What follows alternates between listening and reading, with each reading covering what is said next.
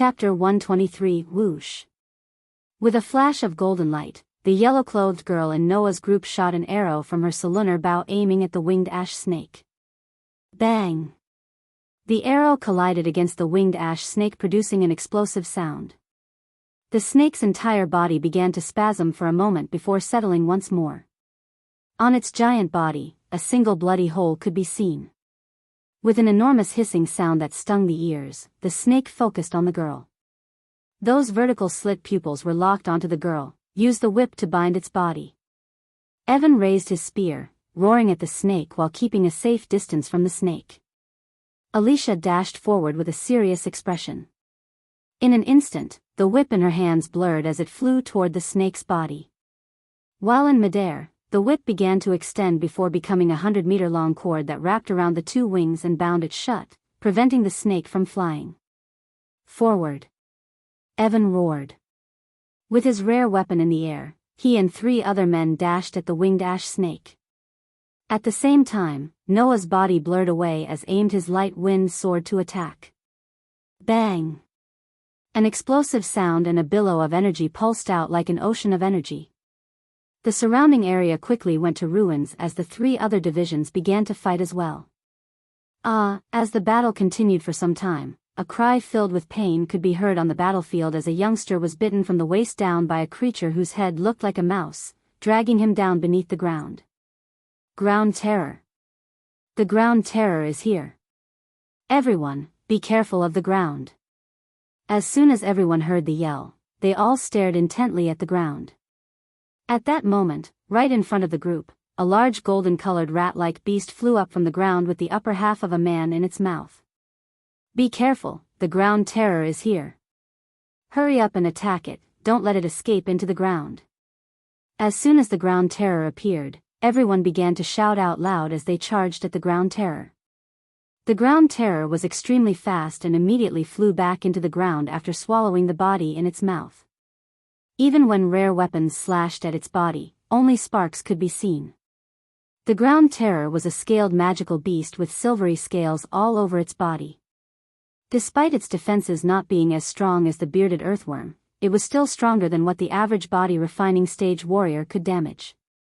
An incredibly sharp spike arose from the ground and instantly speared through the hip of a man before he could even react. Ah!